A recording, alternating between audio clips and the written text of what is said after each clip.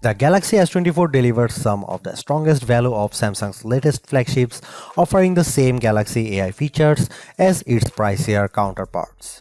But the real benefit to upgrade is to reap the performance and battery life improvements delivered by the Snapdragon 8 Gen 3 Silicon, assuming that you are able to buy a phone with that chip where you live. You won't spot too many differences between the Galaxy S24 and Galaxy S23. It nudges aside in the lineup of best Samsung phones.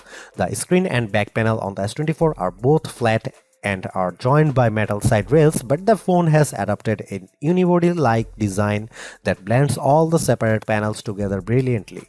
Samsung continues to make the S24 out of aluminum. Titanium is reserved for the Galaxy S24 Ultra, as is the more durable Gorilla Armor Glass for the Ultra's display. Still, Galaxy S24 counts on Gorilla Glass Victus 2 to be tough enough, and it offers IP68 water resistance, so don't worry about dropping the phone in the drink. The biggest design change to the Galaxy S24 involves the bezels.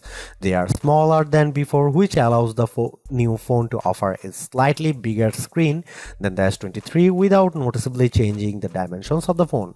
Even with 6.2-inch display, the Galaxy S24 remains as compact as its predecessor. I wish I could get excited about the Galaxy S24 color options, which strike me as a bit muted. Names like Onyx Black, Marble Grey, Cobalt Violet, and Amber Yellow make the colors sound a lot more dramatic than they actually look. I would suggest heading to Samsung's online store, where exclusive options in blue, orange, and green at least add some variety to your choice. I have mentioned the Galaxy S24's larger display, which offers a resolution of 2340 by 1080 resolution and a 120Hz refresh rate. But besides the modest increase in size from the 6.1-inch panel on the S23, the biggest addition is a boost to the screen's brightness. Like the rest of the new lineup, the Galaxy S24 promises a maximum brightness of 2600 nits. I have to say our lab testing didn't come close to the theoretical maximum, which was probably achieved under very controlled circumstances. Still, the 1416 nits it reaches using a light meter and with HDR enabled is nothing to sneeze at. It improves upon the Galaxy S23's 1340 nit reading and was in line with the iPhone 15's 1400 nit result.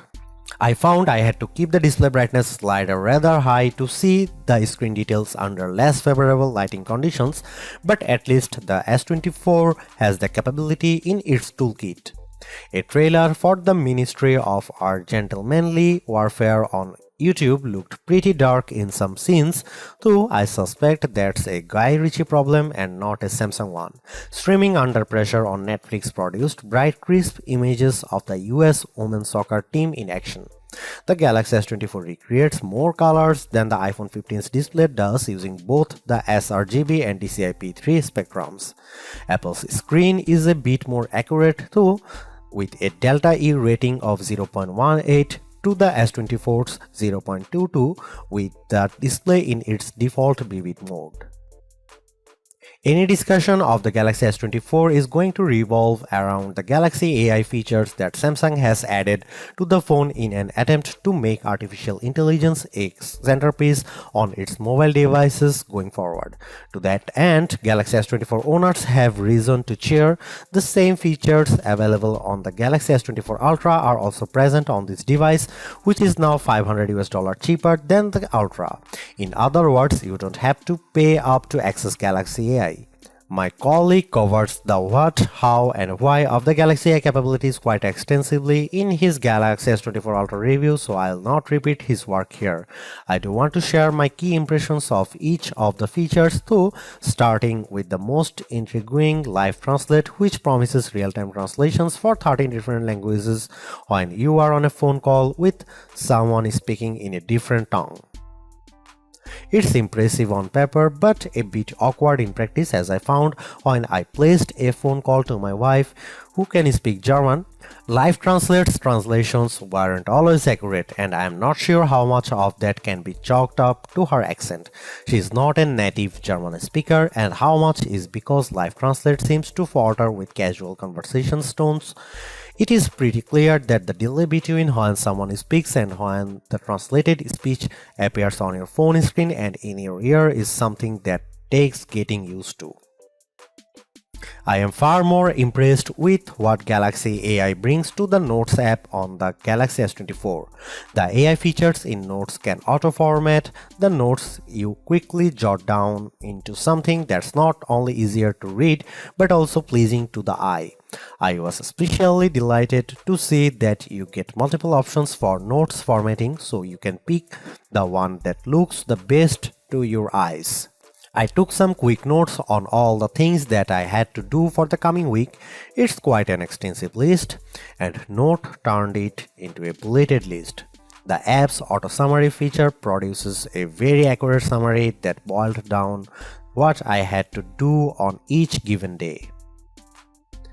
It's a toss-up on whether Notes or Circle to Search is the most polished Galaxy AI features. Circle to Search does exactly what its name implies. If you see something in any app that catches your fancy, just long press the home button at the bottom of your screen. A message will pop up telling you to circle or tap on what you want to search, and the results will appear in an overlay at the bottom of your screen, so you don't have to leave the app you are currently in. Circle to Search works in any app. I have used it just as easily in Gallery as I have in Chrome, and while it works best with photos, I have found that circling text produces results too. I used the latter method to circle Mean Girls on a movie theater marquee to look up information about the movie. For example, Circle to Search is currently geared a little too much to e-commerce for my taste. The first search results you get are usually invitations to buy what you have circled, but this is still a pretty powerful use of AI. Two other Galaxy AI features, Chat Assist and Samsung's Voice Recorder app, feel like works in progress. The Chat Assist feature also supports on-the-fly translation for those times when you need to text in another language. A more shrug-worthy feature has the AI suggesting ways to rephrase the tone of your text for your different audiences. Texts for your friends as opposed to a text you send to your boss. Maybe I don't text enough or my replies tend toward the monosyllabic, but I have never really struggled to find the right wording for a text message. That part of Chat Assist feels like a solution in need of a problem. The voice recorder capabilities use AI to recognize when different people are speaking, transcribe the recordings into text, and even provide a summary of that recording. Transcripts and speaker recognition can be hit or miss. My wife and I recorded a dramatic reading of the courtroom scene in A Few Good Men, and the AI often ran our different lines together. Transcripts have more than a few errors, with the most common mistakes being new sentences starting anytime a speaker pauses. In terms of camera hardware, Samsung hasn't really touched a thing for this Galaxy S24 update. The 50 megapixel main camera, 12 megapixel ultra-wide shooter, and 10 megapixel telephoto lens with 3x optical zoom are exactly what you would find on the Galaxy S23. Even aperture and sensor sizes remain the same. In one sense, that shouldn't matter, as the Galaxy S23 was already one of the best camera phones, so you'd imagine that the Galaxy S24 should be just fine on the camera front. And that's before we get to some of the AI enhanced features Samsung has added to the S24 lineup. The trouble is Samsung's competitors have not stood still since last year. Now you can guys see some photo sample of Galaxy S24 and some comparison between S23 and S24 and iPhone 15.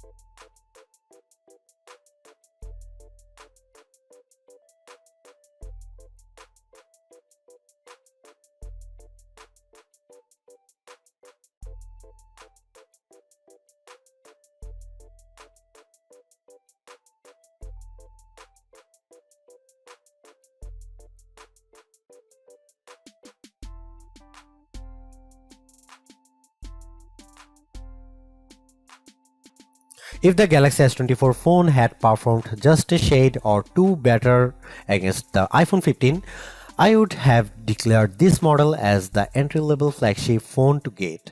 As it stands, this is still one of the best base model Galaxy S phones I have ever used, delivering a lot of value for $800. While the AI features are welcome additions, they are only part of what makes the Galaxy S24 so impressive. It's the bigger, brighter screen, longer lasting battery and stellar performance that make the phone device well worth getting, with Galaxy AI a nice add-on. Because the cameras haven't changed that much, I don't think anyone with last year's Galaxy flagship needs to concern themselves with upgrading. And perhaps even Galaxy S22 users can get one more year out of their device.